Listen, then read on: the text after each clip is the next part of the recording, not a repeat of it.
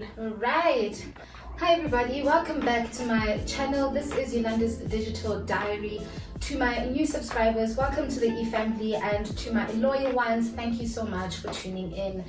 This episode I will be reflecting and sharing with you about how I got raped in 2015. Essentially I'll be sharing the story. It's a story time, how I got raped in 2015 by a serial rapist at Rhodes University. Him and his friend did the most, and I think I'll just be reflecting on how that impacted me briefly as well. So without any further ado, let's get into it.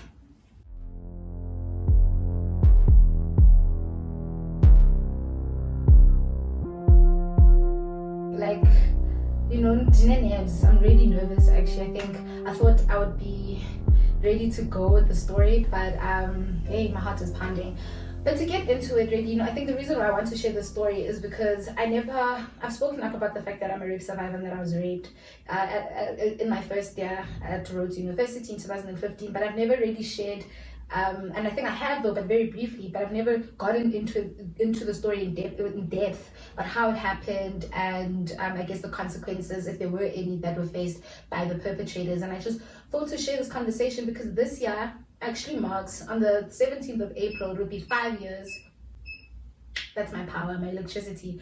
But it will mark 5 years since the hashtag RU reference list rape culture protest, and it will mark 6 years in May since I became a rape survivor. Yeah, so in any case, what happened, the story goes like this. I think it was the 30th, if I'm not mistaken, either the 30th or the 31st, I'll confirm, of May 2015. I was doing my first year, and it was a Friday evening, and I was attending an AGM meeting. I was part of the society called Toastmasters at the time. So societies are just like little clubs at university campuses, and I joined Toastmasters, and it was hosting its annual meeting, and I attended the event with my good friend Dyantyi. And yeah, Grahamstown, usually some of these events happen off campus. If the club has got enough funds, it books out a really nice restaurant or venue. And so we went to Revelations, which is a restaurant in the city, in the town, at Pepper Grove. And that evening, so when we arrived at the AGM, my friend and I, all dressed up to the nines, we're looking good, looking pretty, and she saw a friend or an acquaintance who's then becomes my rapist throughout the story, as you guys will find out. But essentially, when we got there, she saw this guy, and he was sitting with a friend of his at a table, so there were two empty chairs. And obviously, because this was a person my friend knew at the time, we decided to join them at the event, and just decided to sit with them at the table. And we enjoyed the evening. The night went on.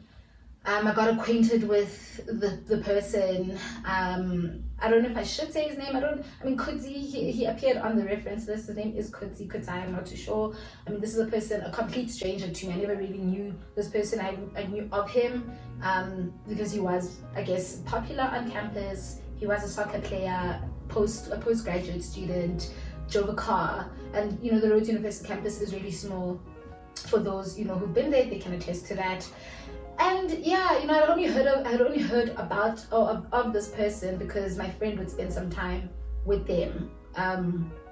If not even a lot of time, just when it came to soccer. My friend was really interested in soccer, so that's how they knew each other. And yeah, so the evening went, we're enjoying our night, we're drinking wine, there's an open tab for members of the society, and it's just like a 3-course meal, and it's all chats. And somewhere along the evening, this guy Kudzi, he said something along the lines about if anything happens between the two of us this evening, I'll be okay with it, type of vibe, like I will be okay with whatever happens between the two of us. And I was like, okay, I never really thought much into it. It was really innocent. I played along. I was just like, alright, cool.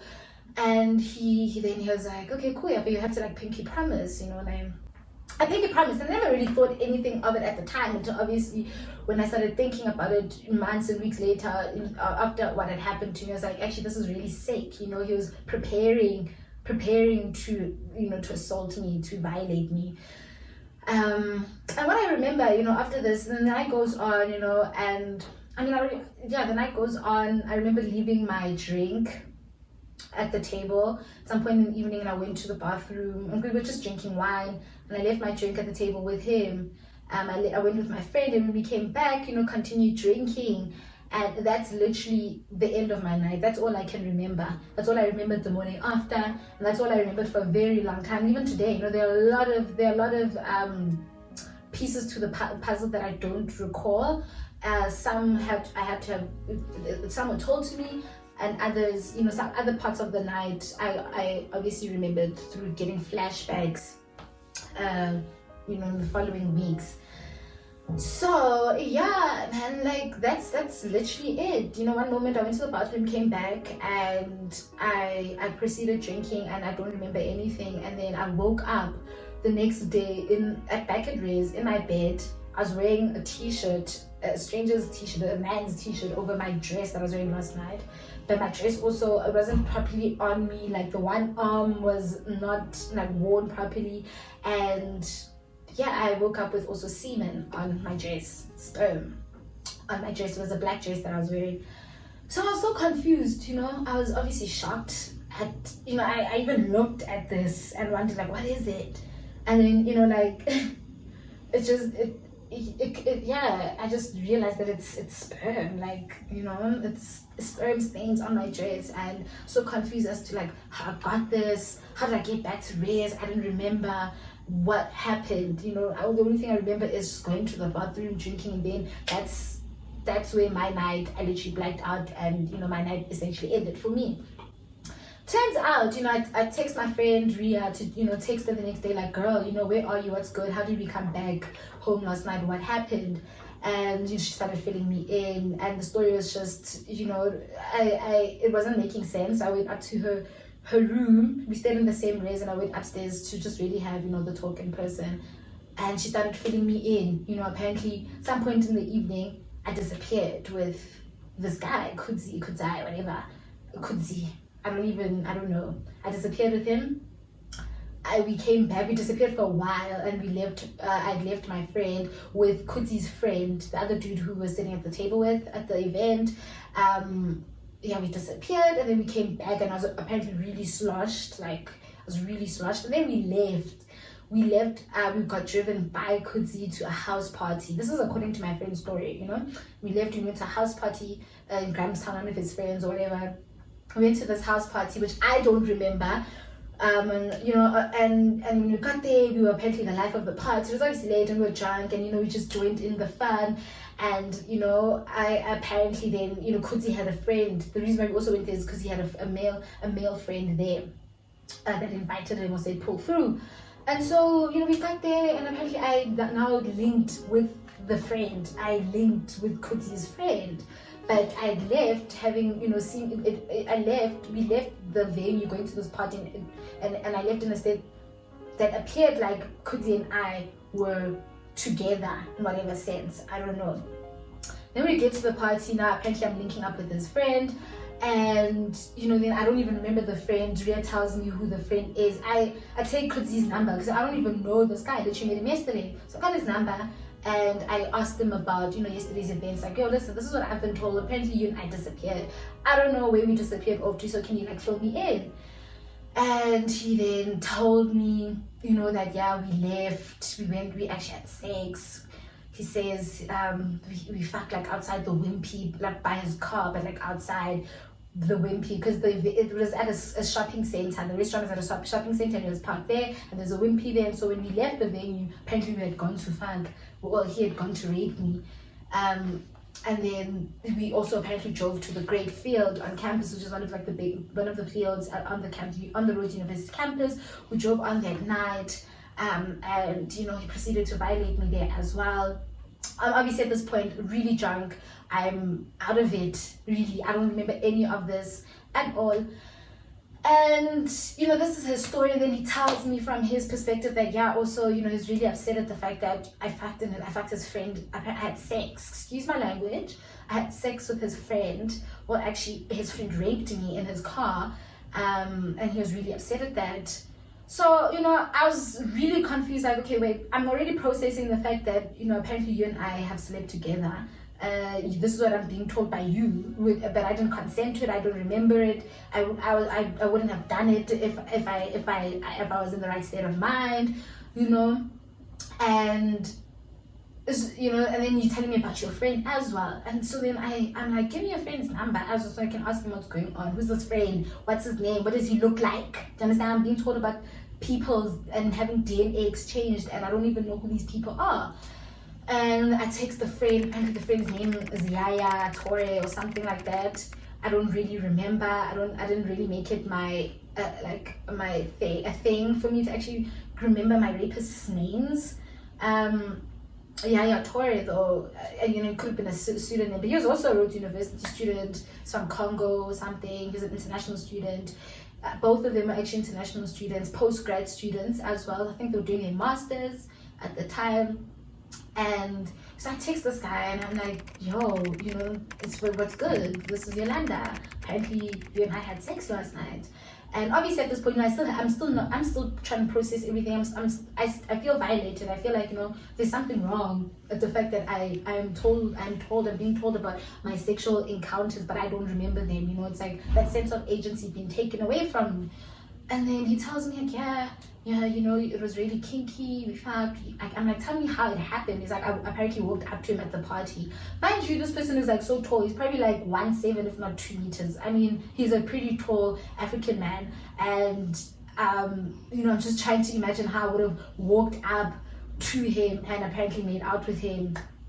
He went with the flow. And then we proceeded to have sex, according to him, in his friend's car.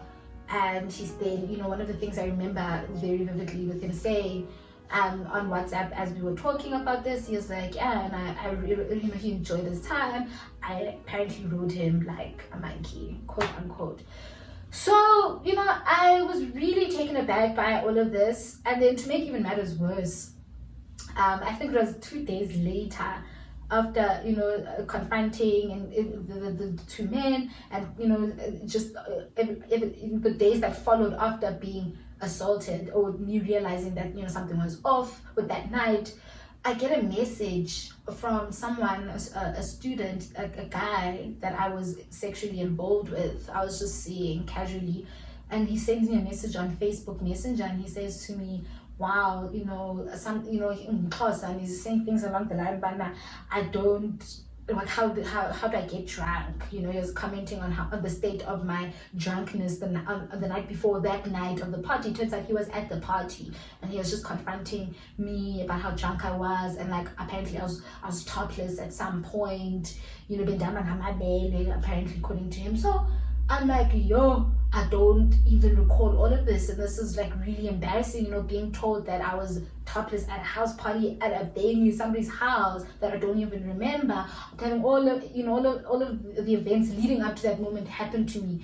So, you know, yeah, I guess, you know, then it took a while really though to, I think the point of this is just, why I'm sharing it is just to speak about, I never thought I would ever get raped. I don't think anyone ever thinks I would ever get raped. B, me going out and drinking was normal. I've done it before as a high school student with my parents, my grand being, you know, well aware of my whereabouts. Obviously, I'd come back home early and all of that, but I'd never been in a position, even with my women and female friends, where we felt unsafe or we felt worried that our drinks could get spiked, because essentially that's what happened. I got spiked. I never thought I would ever get spiked, because I'd always been on the lookout. I'd always been careful and cautious with my drinks, with the people I'm around.